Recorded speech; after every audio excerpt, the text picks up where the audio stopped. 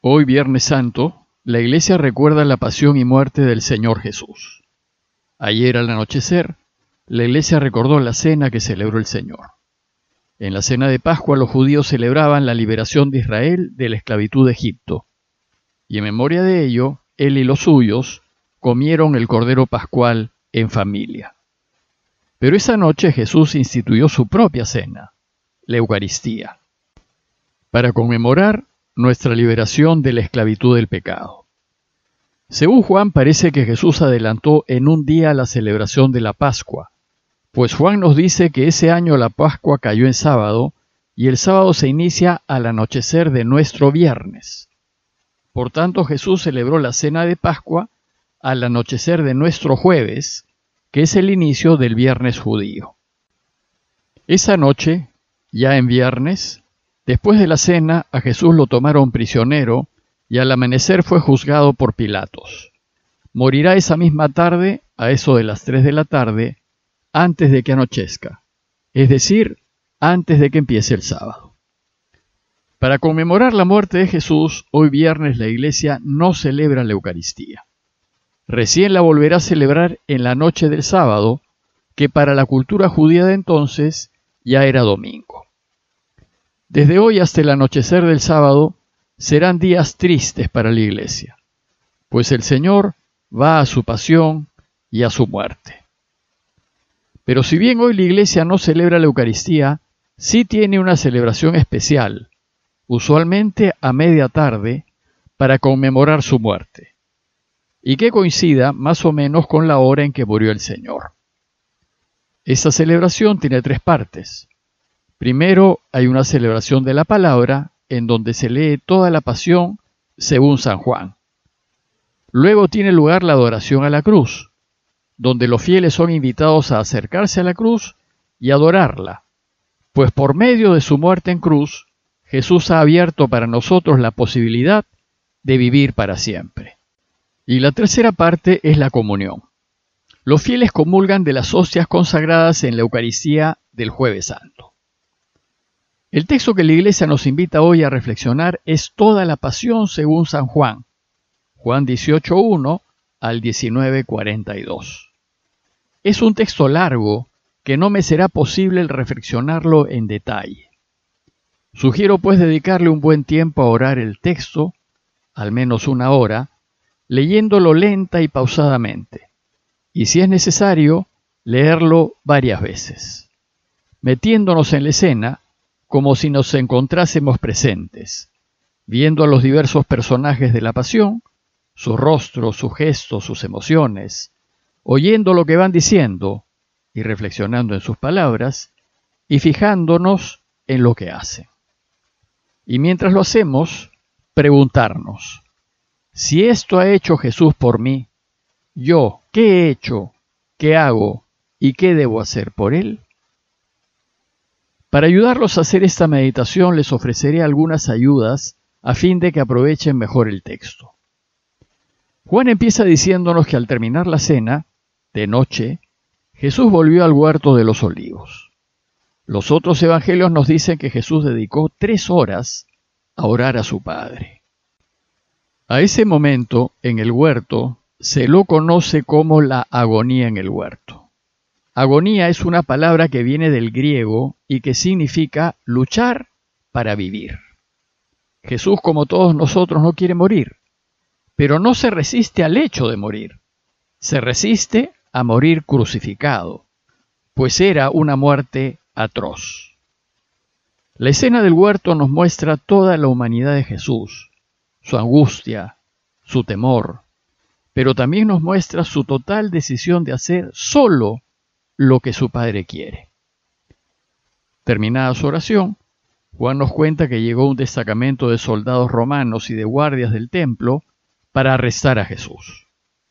Cuando dijeron que buscaban a Jesús, el de Nazaret, él dijo, yo soy. Si recuerdan, yo soy es el nombre de Dios. Por eso ellos al oírlo, retrocedieron y cayeron en tierra. Pedro reacciona con violencia ante el inminente arresto de Jesús y con su espada le corta la oreja al criado del sumo sacerdote. Pero para su sorpresa, Jesús lo frena y le dice: «Mete la espada en su vaina». Pues para Jesús la vida no se gana con la violencia, la prepotencia, el uso del poder, sino se gana con la no violencia y el perdón. Entonces Jesús es arrestado, y él no puso resistencia. Luego Juan nos describe los dos juicios a los que Jesús fue sometido. El primer juicio fue ante las autoridades judías. Este fue un juicio religioso. Lo llevaron ante Anás, suegro del sumo sacerdote Caifás, y Pedro y otro discípulo se escabulleron y lograron entrar a casa de Anás. Y mientras tuvo lugar el juicio a Jesús, Juan nos relata la traición de Pedro, su amigo íntimo, pero estaba tan aterrado que a él le hiciesen lo mismo, que 3 veces desconoció a Jesús. Esto significó una enorme desilusión para la iglesia que recién se formaba, y ésta lo va a recoger en su tradición oral, y es así como ha llegado hasta nosotros. Anás, después de interrogar a Jesús y hacerlo golpear, lo envió donde su yerno Caifás. Los otros evangelios nos cuentan que en el juicio ante los judíos, Jesús fue condenado a muerte por blasfemia, por hacerse hijo de Dios, y la pena por blasfemia era la muerte. Pero los romanos no les permitían a los judíos condenar a nadie a muerte. Los únicos con autoridad para condenar a muerte eran los romanos. Entonces, durante la noche, a Jesús lo torturan, y al amanecer lo llevaron ante Pilatos, y empezó así el segundo juicio, el juicio político ante Roma. Juan, con ironía, nos dice que los judíos no entraron a casa de Pilatos, pues se habían purificado para celebrar la Pascua. La ley decía que si un judío entraba en casa de un extranjero, quedaba impuro. Y la ironía está en que ellos se presentan externamente limpios, pero en realidad ante Dios no lo están, pues están injustamente acusando a muerte a un inocente. Pilato se niega a juzgar a Jesús, pues considera que se trata de un problema religioso judío. Entonces, como los judíos no logran que Pilatos condene a muerte a Jesús por blasfemia, lo acusan de hacerse rey de los judíos. Este sí era un problema para Pilato, pues él no podía permitir levantamiento alguno en el territorio bajo su mando, y si Jesús pretende ser rey, se vuelve una amenaza. Viene entonces un largo diálogo entre Jesús y Pilatos en torno a si es o no es rey.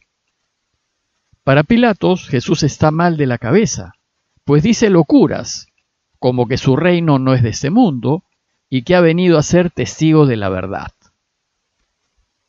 Entonces, Pilatos sale a decirle a los judíos que no encuentra a Jesús culpable, y les ofrece más bien liberar a Barrabás, un conocido delincuente, y dejar libre a Jesús.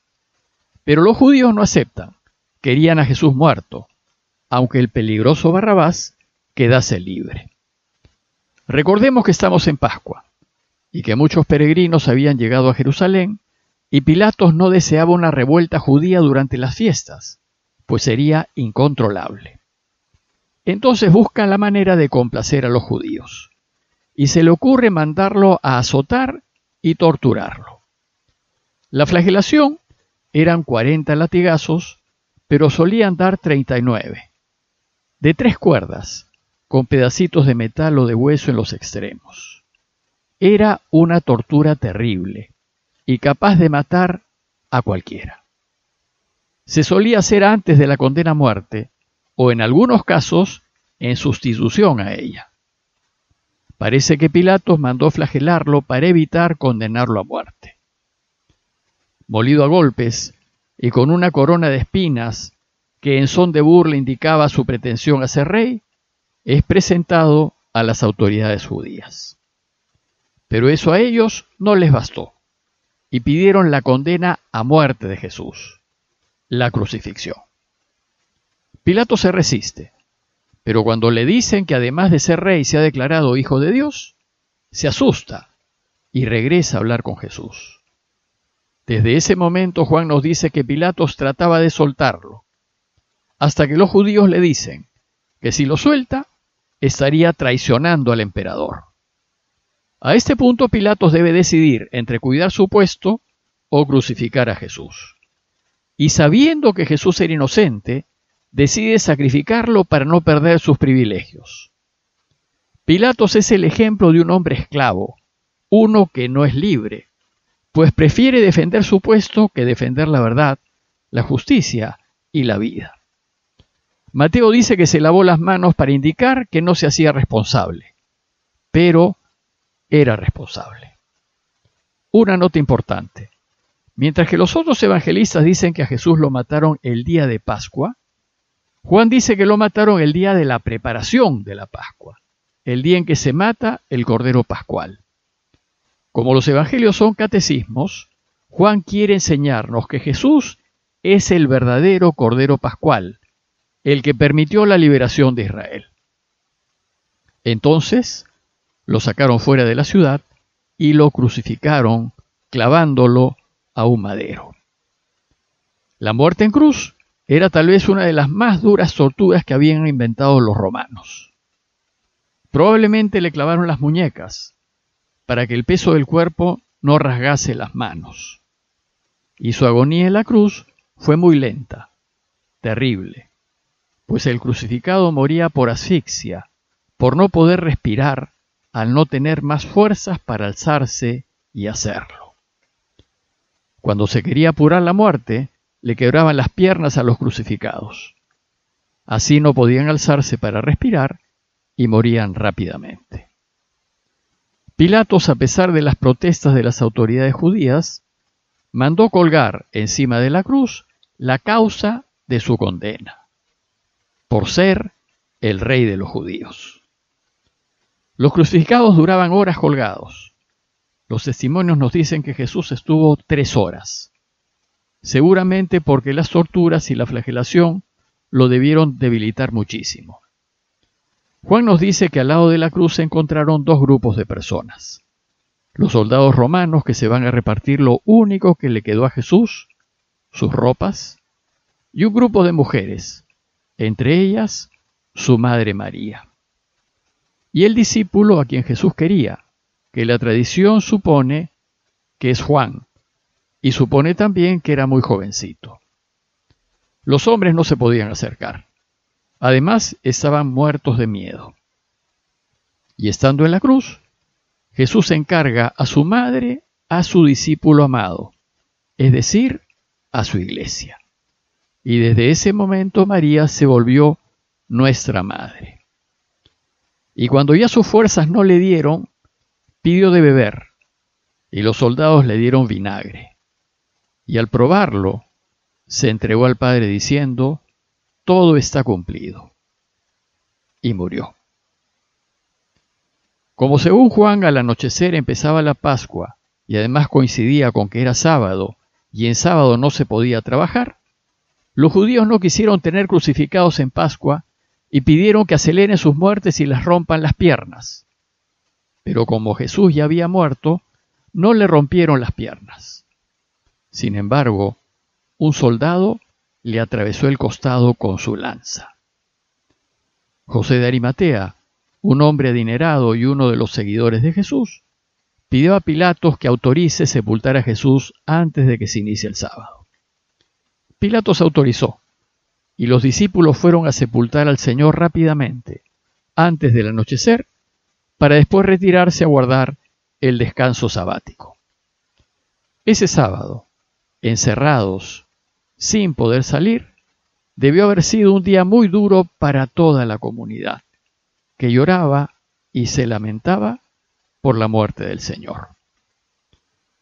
Los invito a pasar este día reflexionando en lo que pasó Jesús, recordando que todo lo que vivió, lo vivió por mí, por cada uno de nosotros, y solo para que podamos descubrir cómo tenemos que vivir para ser felices y volver a Dios. Parroquia de Fátima, Miraflores, Lima.